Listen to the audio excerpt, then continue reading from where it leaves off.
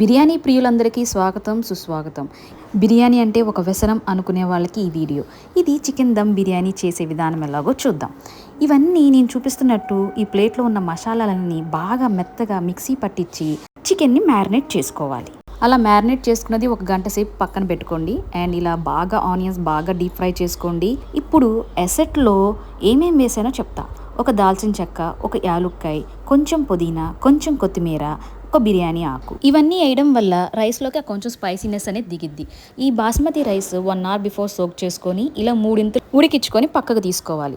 ఇలాగా అన్నము నీళ్లు వాచ్ చేసుకొని ఆ నీళ్లు పారిపోయమాకండి. తర్వాత ఏం చేయాలో దాంతో నేను చెప్తాను చూడండి. మ్యారినేషన్లో ఏమేమి వేసాను అనేది మళ్ళీ మాట్లాడుకుందాం. ఇప్పుడు ఈ ఫ్రైడ్ ఆనియన్స్ చేసిన కొంచెం ఆయిల్ మిగిలిద్ది కదా, ఆ ఆయిల్ మీరు బిర్యానీ చేయాలి అనుకునే గిన్నెలో వేసుకోండి. బిర్యానీ కోసం ఇంత కష్టపడాలా? వామ్మో, అదేదో రెస్టారెంట్కి వెళ్ళి ఆర్డర్ ఇచ్చుకుంటే సరిపోతుంది కదా, స్విగ్గీ, జొమాటో, టొమాటో బోల్డ్ వచ్చాయి కదా, ఎందుకు ఇంత కష్టపడి హైరాణ పడటం అనుకోవచ్చు. కానీ నిజం చెప్పండి, రెస్టారెంట్లో ఇచ్చే క్వాంటిటీ మనకి సరిపోతుందా? అండ్ దాంట్లో పైగా టేస్టింగ్ సాల్ట్ వేస్తారు, ఫుడ్ కలర్ వేస్తారు, ఇంకా మనకి తెలియకుండా ఎన్ని వేస్తారు. సరే రండి, ఈ మ్యారినేట్ చేసిన ముక్కల్ని ఇప్పుడు తీసి జాగ్రత్తగా బాండీ నిండా పరుచుకోండి. ఎందుకంటే సమానంగా పరుచుకోకపోతే ఆ చికెన్ ముక్క మన కడుపులోకి వెళ్ళాక డ్యాన్స్ వేస్తుంది. అయ్యో రామా, ఎందుకు వచ్చింది తిప్పలంతా?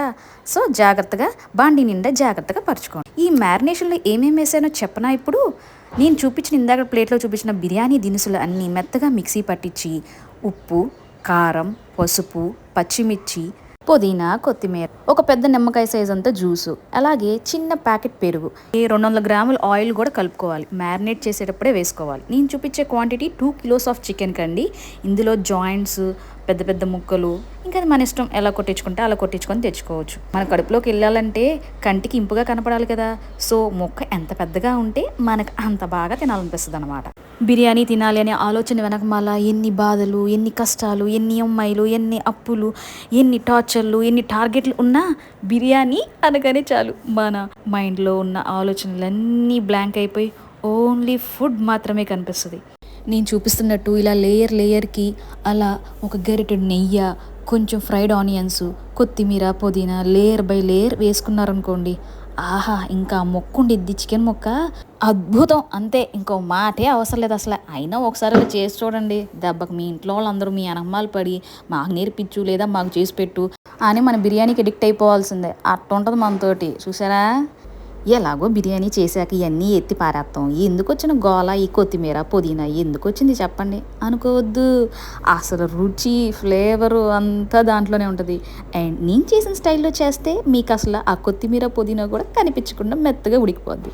సర్లే, ఇప్పుడు పక్కన పెట్టుకున్న బిర్యానీ రైస్ తీసుకొచ్చి ఇందులో వేసుకోండి. అంతా కాదండోయ్, కొంచెం కొంచెం. అసలుగా మనం చేసే చికెన్ దమ్ బిర్యానీ అంటే రైస్ లేయర్ బై లేయర్ రావాలన్నమాట. రెస్టారెంట్లో చూసేటట్టు మంచి గోల్డెన్ కలర్లో ఉండిద్ది నా బిర్యానీ, తెలుసా?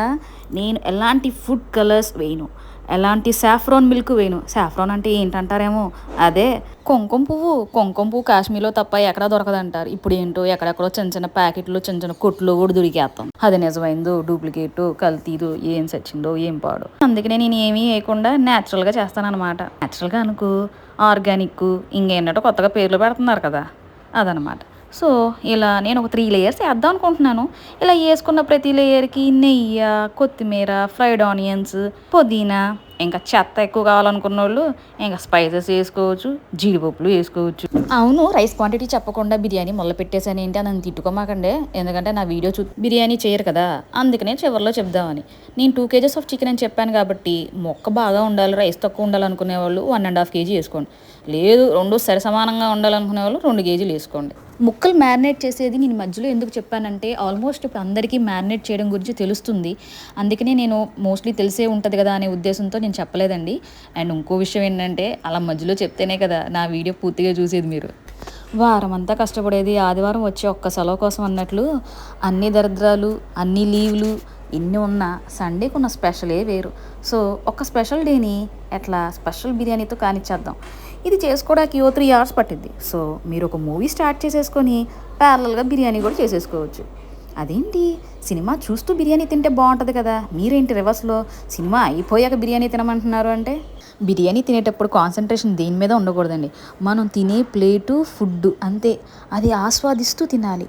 అప్పుడే అసలైన స్వర్గంలోకి వెళ్ళినట్టు ఉంటుంది అనమాట. రెస్టారెంట్లో అయితే ఇలా నెయ్యి కాదు కాస్తంత డాల్డా పడేస్తాడు మన మొహాన. ఇప్పుడు మూత పెట్టుకొని కాసేపు ఉడికిద్దాం. ఇందాక చెప్పానా నేను బిర్యానీ వంపిన నీళ్ళు పారిపోయి బాగండి ఒక గిన్నెలోకి తీసుకోండి అని. మామూలుగా అయితే అందరూ చుట్టూరు పిండి పెడతారు ప్లేట్లో. ఎందుకు పెడతారు అసలు? ఆవిరిపోకుండా ఉండడానికి, ఆ ఆవిరితో బాగా ముక్క ఉడకడానికి. సో నేనేం చేస్తానంటే ఆ నీళ్లు పారిపోయకుండా ఆ నీళ్ళల్లో నా దగ్గర ఒక పత్రం ఉందలేండి, ఇప్పుడు పూర్వకాలం ఉంది. ఆ పత్రాన్ని తీసి ఆ గిన్నెలో పెడతాను. అప్పుడు ఆ బరువుకి ఆ ప్లేట్ కదలకుండా ఆవిరిపోకుండా ముక్క బాగా మగ్గిద్ది. ఇలా ఒక 45 మినిట్స్ ఉడికించాలండి. ఫస్ట్ ఒక 10 నిమిషాలు మాత్రం బాగా హైలో పెట్టి ఉడికించండి. తర్వాత మీడియం ఫ్లేమ్లో పెట్టేసుకుంటే చాలు. అండ్ ఆ నీళ్ళు ఎందుకు వేస్ట్ చేయొద్దు అన్నానంటే, ఇప్పుడు ఎక్కడ చూసినా నీళ్ళు కరువు వచ్చేసేయండి బాబు. అసలు బెంగళూరు పరిస్థితి చూసారా? చొక్క రానా వద్దా అని ఏడుతుంది. మనకు అలాంటి పరిస్థితి రాకూడదంటే కాస్త చూసి వాడండి.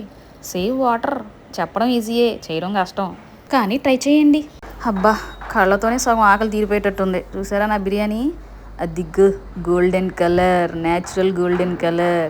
ఇదంతా మీరు మ్యారినేట్ చేసేప్పుడు తీసుకునే చిన్న చిన్న జాగ్రత్తల వల్ల వస్తుందండి.